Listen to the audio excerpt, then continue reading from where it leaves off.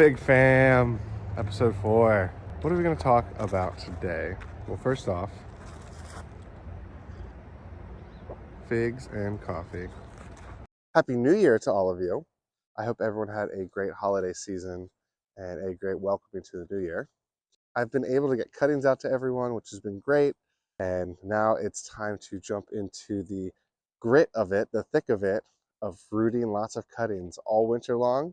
So I'm going to take you in the greenhouse where I am setting up my commercial propagation, and it's mostly Celestes, which is an amazing fig, and we can talk about that.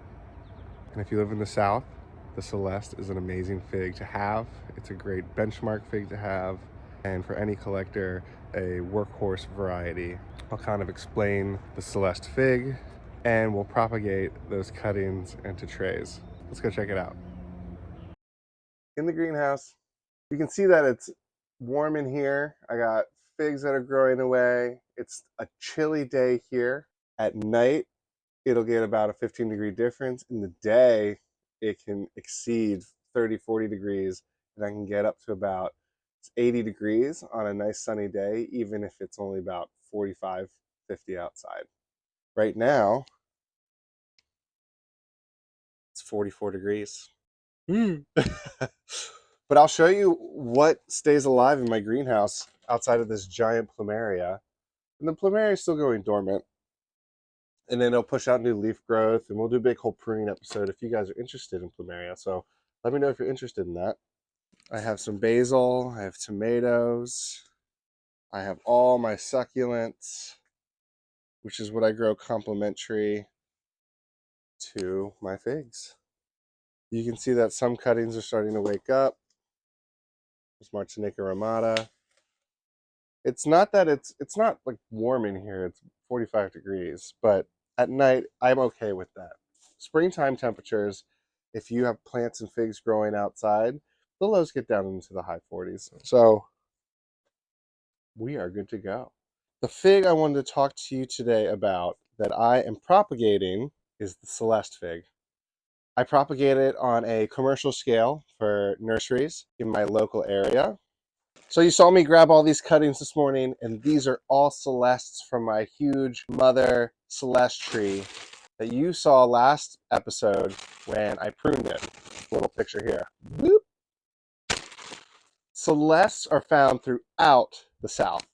They are a widely popular fig here, and for good reason.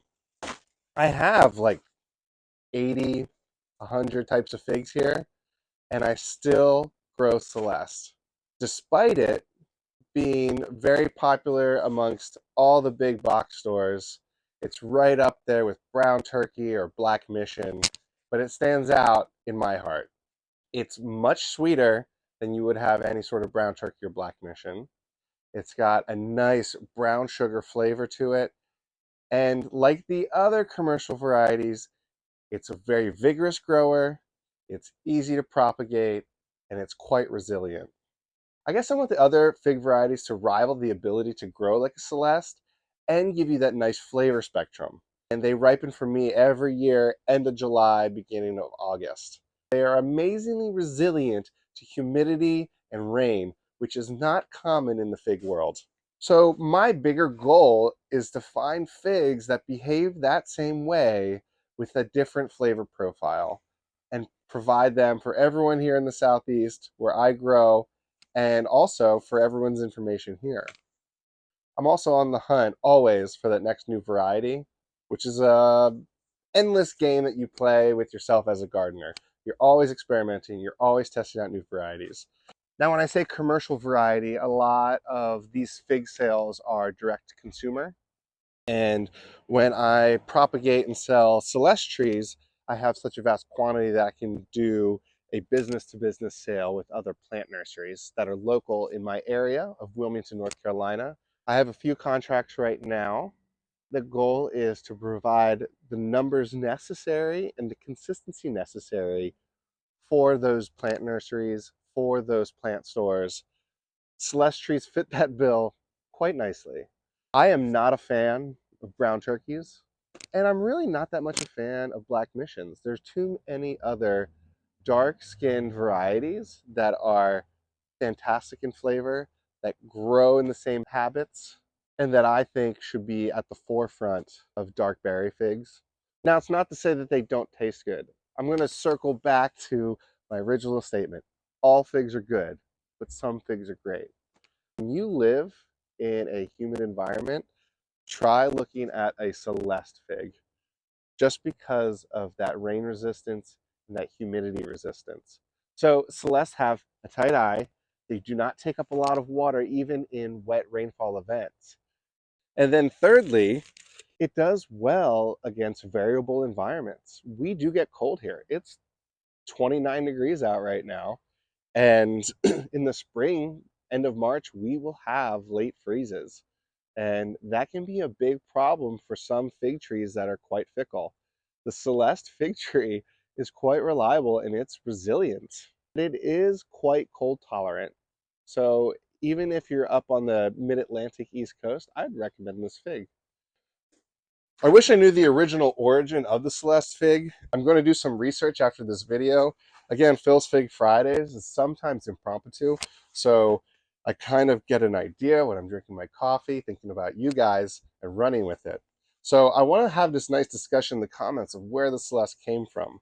But what I do know is that the Celeste inspired Louisiana State University to come out with all kinds of varieties with its parenthood in it and its lineage in it, for the aforementioned reasons of rain resistance, humidity resistance, ability to root, and cold tolerance. So now we have awesome varieties like LSU Tiger, LSU Scots Black, LSU O'Rourke, Improved Celeste, LSU Champagne, LSU Purple. So we have all these cool varieties with the Celeste in the parentage and lineage of the fig. I'm going to propagate some more figs. They are quite easy to propagate. I am waiting in the mail for more coconut coir. And while I wait, I'm actually just going to use peat moss mixed with perlite. I usually choose coconut coir because it is a more neutral pH and figs like a more balanced soil, where peat moss can be a little acidic, all the way down to even in the high fours. You can complement peat moss by adding garden lime. Garden lime is just calcium carbonate or dolomitic limestone that has magnesium in it, and that'll bring the pH up to a more neutral level. When I say neutral, I mean 7, which is right in the middle where pure water is. It is just rock that's been pulverized, and I add 2 tablespoons per every gallon of peat. Not only do Celeste have all these great qualities, but they also root extremely well. In fact, normally I soak my cuttings and I do all these other prep methods for my other cuttings just to hedge myself for success. Celeste cuttings I trust so well that I don't have to do a lot of that prep work. So what I'm going to do right now is I'm going to show you how I scale Phil's figs and I propagate all my Celeste cuttings for the spring ahead. I'm not even going to use rooting hormone just because these Celeste are so resilient. I'll save it for the more finicky varieties. As you can see here, it's nice and slightly hydrated. It's just peat and perlite, about a 50-50 ratio. All right, we can see here I got this nice tray full. I'm going to cherry pick my favorite cuttings here because I have only so much time before I have to head out to work.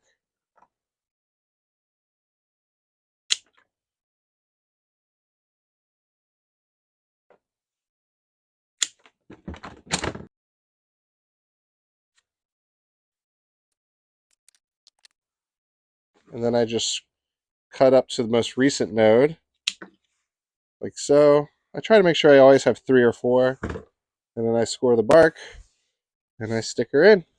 Friendly reminder that when you see a cutting like this, make sure it's fully lignified so it has a nice bark established on it.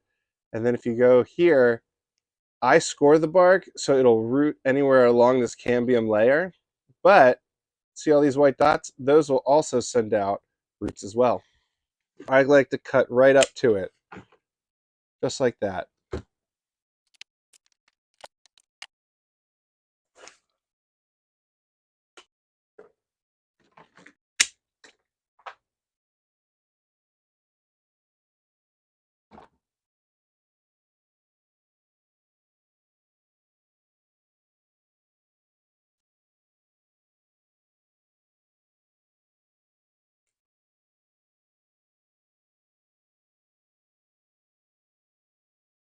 When I put fig cuttings in, I try to keep at least 2 nodes exposed, one here and one here, and the rest can go into pot.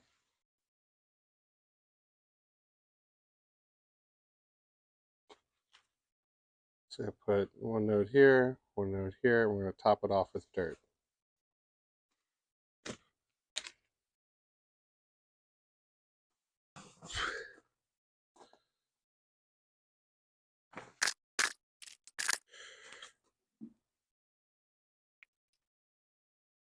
All right, Fig Fam, I got my Celeste cuttings here, and I'm putting them up on the shelf with my other cuttings all the way down here. I'm going to do this 3 more times with that giant pile of cuttings right here. But I wanted to talk about the Celeste fig tree. If you guys have questions on it, hit me up in the comments. If you guys have questions on the LSU varieties, I am going to be talking about them more this spring when I root more figs. And I'm excited to share this all with you. It's another Phil's Fig Fridays. I really love the Celeste variety. It's a great workhorse variety. It's great for the Southeast or anywhere on the Eastern Seaboard. And I'm sure it does well anywhere in the country, which is why universities and agriculture programs have used it to breed with to make new fig varieties. I'm excited to introduce new varieties that have similar attributes that the Celeste fig has, but with different flavor profiles. But for now, it's such a great variety that I can make it scale to sell on a commercial level. If you guys really appreciated this video, like, subscribe, reach out with any questions. I do have dormant Celeste fig trees for sale on philsfigs.com, and I have my huge cutting sale going on right now at philsfigs.com. So check it out. The link is in the bio, and my contact information is in the bio as well. So reach out with any questions. I'd love to chat with you. I can talk about figs for days, and I look forward to seeing you guys at the next episode. Cheers, Fig fam, and take care.